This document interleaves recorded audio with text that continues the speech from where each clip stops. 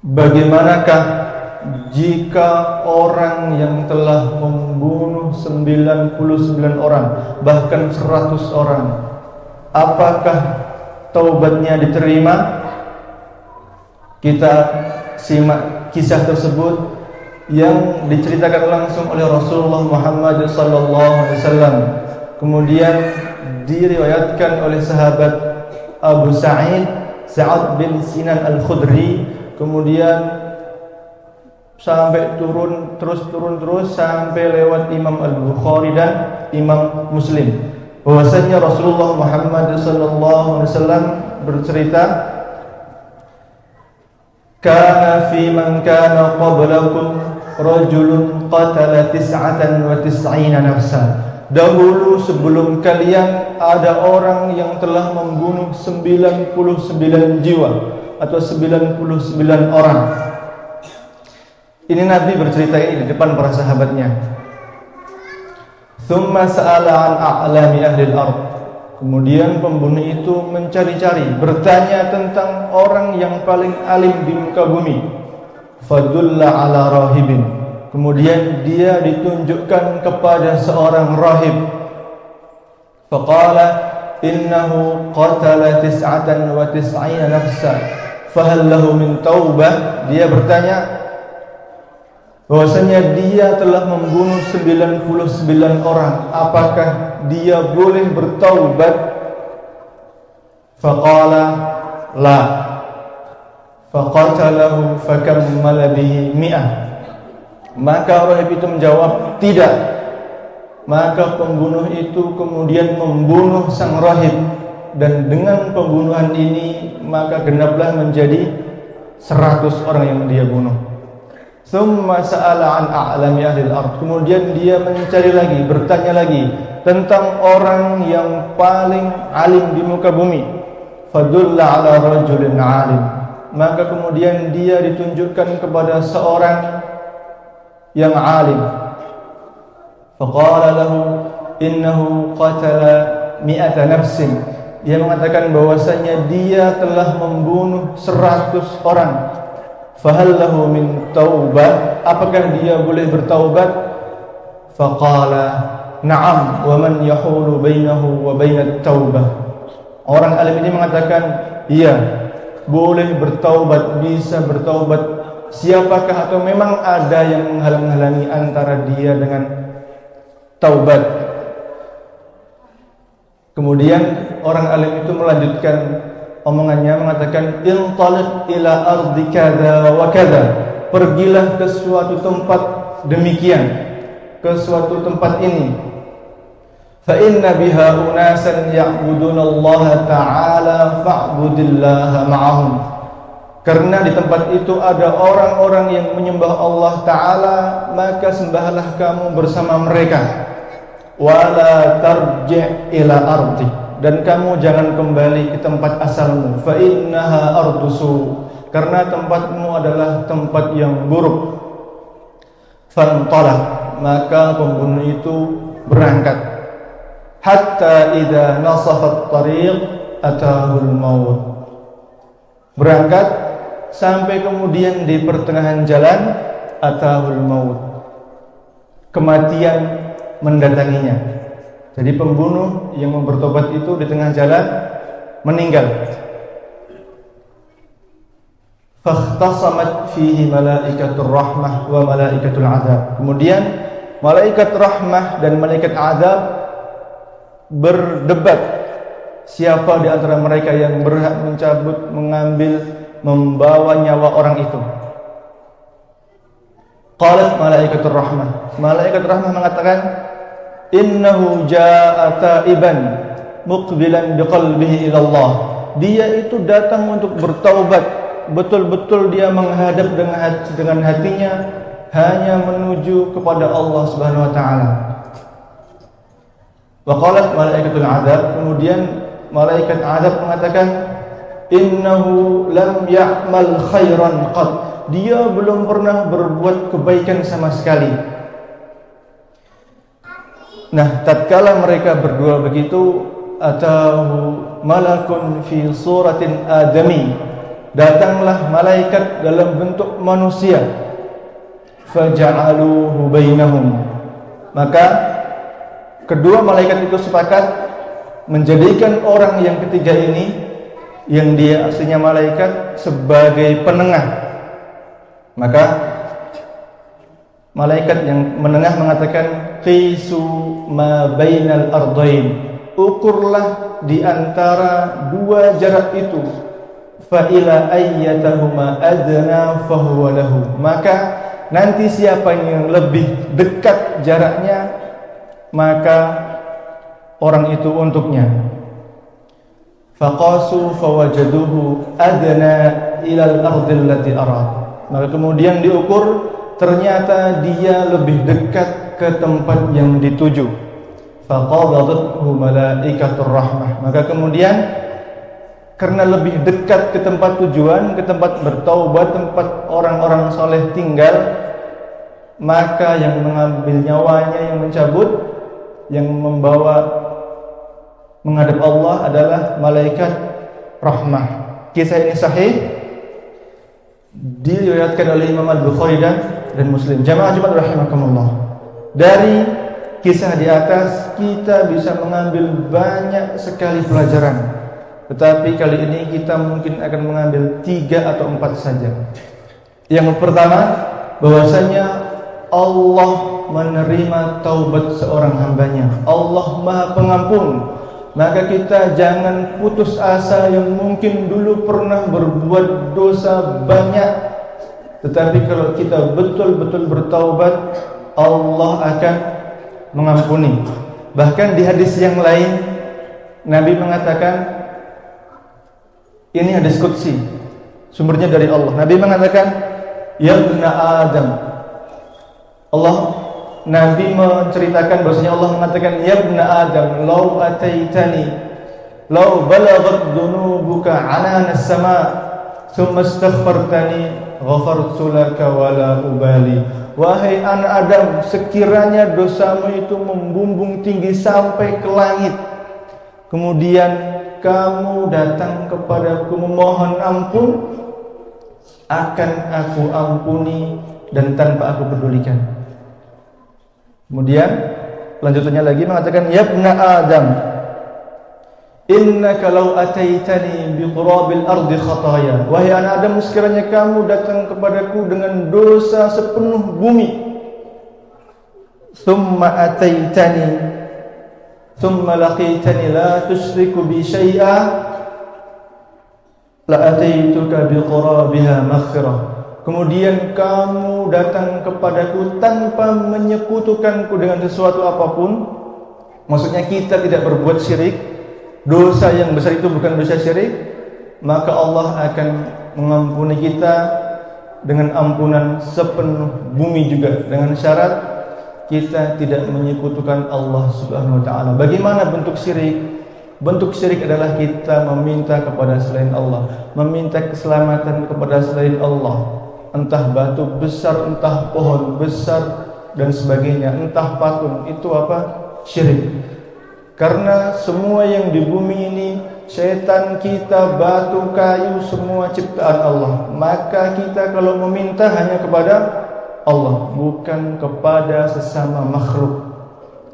Dan janji Allah, kalau kita hanya meminta kepada Allah, minta rezeki, kesehatan, semuanya kepada Allah, dan kita punya dosa kemudian bertaubat dengan betul-betul taubat, bukan taubat sambal, Allah akan mengampuni. Bahkan Allah itu gembira ketika seorang hamba bertaubat.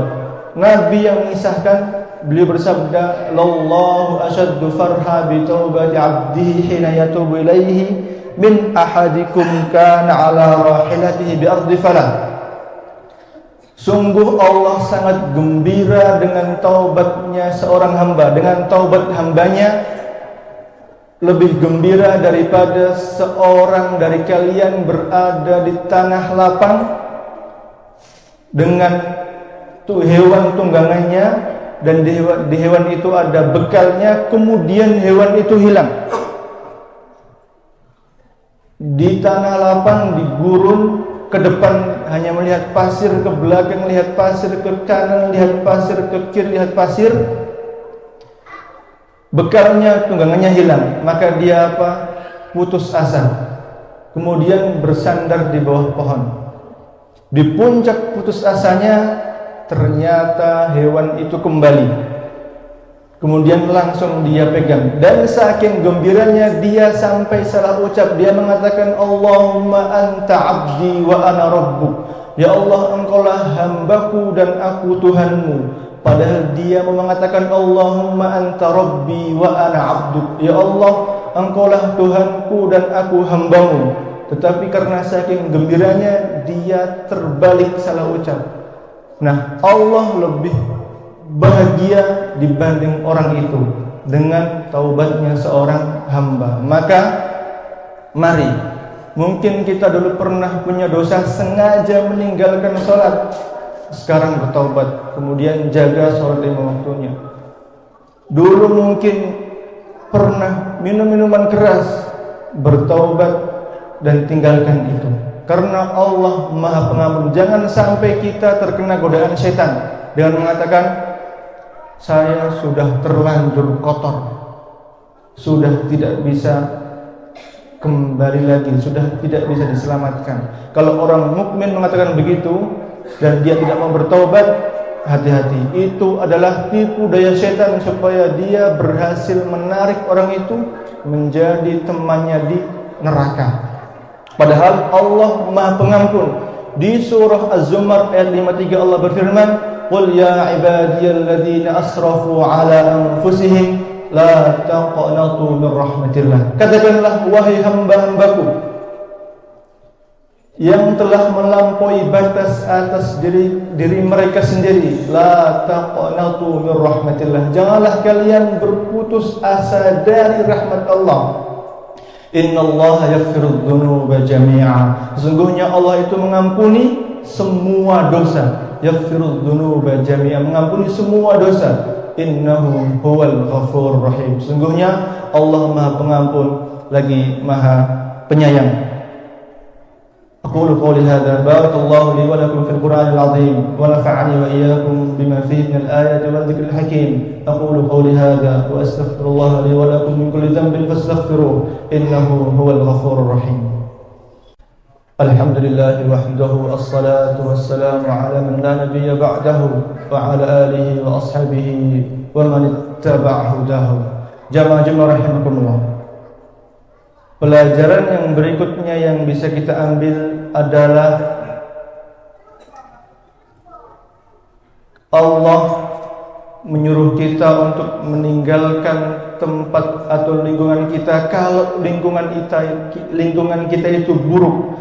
Maka tadi dicerita tadi, Nabi mengatakan, orang soleh mengatakan kepada yang bertaubat, wala tarji' ila ardi, jangan kembali ke tempat asalmu, fa innaha ardusu, karena tempatmu itu tempat yang buruk. Tetapi kalau kita lihat sekarang, tempat kita adalah bukan tempat yang buruk. Kita bisa mendengar azan 5 kali, masjid dekat, makanan halal mudah didapat. Maka kita tidak perlu meninggalkan tempat kita, tetapi kita perlu memperbaiki amal perbuatan kita. Kalau yang cerita tadi memang dia dilarang karena mungkin tempatnya penuh maksiat, sehingga dia sampai membunuh 100 orang. Nah, kita memang tidak perlu meninggalkan tempat kita, tetapi kita hanya perlu memperbaiki amal dan perbuatan kita, sama meninggalkan kebiasaan-kebiasaan buruk, sama meninggalkan teman-teman kita yang buruk, yang mungkin dulu mengajak judi, mengajak mabuk-mabukan, mengajak jajan di sana sini. Maka apa? Ketika seorang telah benar-benar bertaubat, hendaklah dia meninggalkan teman-teman buruknya. Sesekali boleh menyapa, tetapi bukan kemudian terus-menerus, karena bisa dia tertarik kembali, atau bahkan dia akan diajak, dikatakan, oh sekarang kamu menjadi ustadz, sekarang kamu sok alim dan sebagainya. Begitu. Yang terakhir, saya tekankan bahwasanya Allah mengampuni semua dosa, bahkan yang sudah membunuh 100 orang masih Allah ampuni dengan syarat betul-betul bertaubat.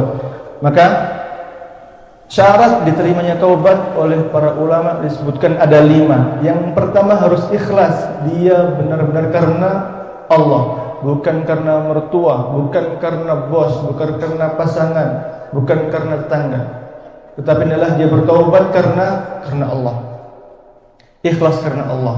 Kemudian yang kedua, meninggalkan perbuatan dosanya, berhenti dari perbuatan dosanya. Yang ketiga, menyesali, harus ada rasa menyesali perbuatan dosanya.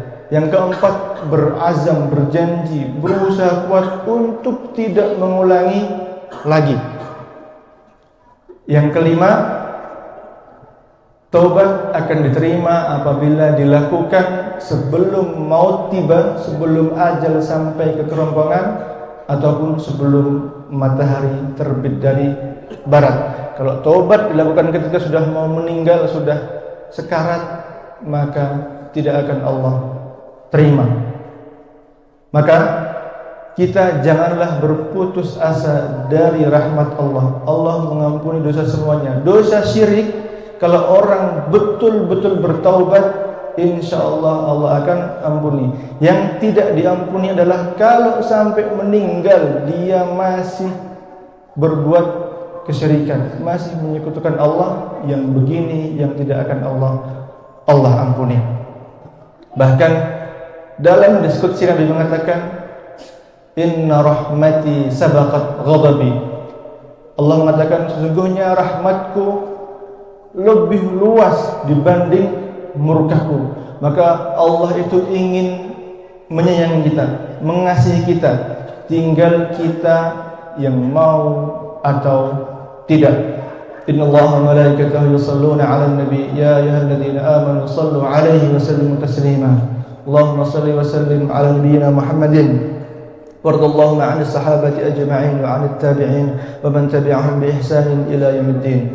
Allahumma ighfir lil muslimina wal muslimat wal mu'minina wal mu'minat al ahya'i minhum wal amwat innaka samii'un qaribun mujibud da'awat. اللهم أعز الإسلام والمسلمين اللهم أعز الإسلام والمسلمين اللهم أعز الإسلام والمسلمين وأذل الشرك والمشركين ودمر أعداءك أعداء الدين اللهم عليك باليهود والنصارى والرافضة ومن أعانهم فرق جمعهم وخالف بين كلمتهم وأنزل بهم بأسك الذي لا يرد عن القوم المجرمين اللهم أرنا الحق حقا وارزقنا اتباعه وأرنا الباطل باطلا وارزقنا اجتنابه اللهم أعنا على ذكرك وشكرك وحسن عبادتك اللهم جنبنا منكرات الأخلاق والأعمال والأهواء والأدواء ربنا ظلمنا أنفسنا وإن لم تغفر لنا وترحمنا لنكونن من الخاسرين ربنا لا تزغ قلوبنا بعد إذ هديتنا وهب لنا من لدنك رحمة إنك أنت الوهاب ربنا هب لنا من أزواجنا وذرياتنا قرة أعين واجعلنا للمتقين إماما اللهم أصلح أئمتنا وولاة أمورنا واستعملهم في خدمة دينك يا قوي يا عزيز اللهم أصلح شباب المسلمين في إندونيسيا في كل مكان اللهم عليك بأعداء الدين اللهم عليك بأعداء الدين اللهم آتنا في الدنيا حسنة وفي الآخرة حسنة وقنا عذاب النار وصلى الله على نبينا محمد والحمد لله رب العالمين أقيموا الصلاة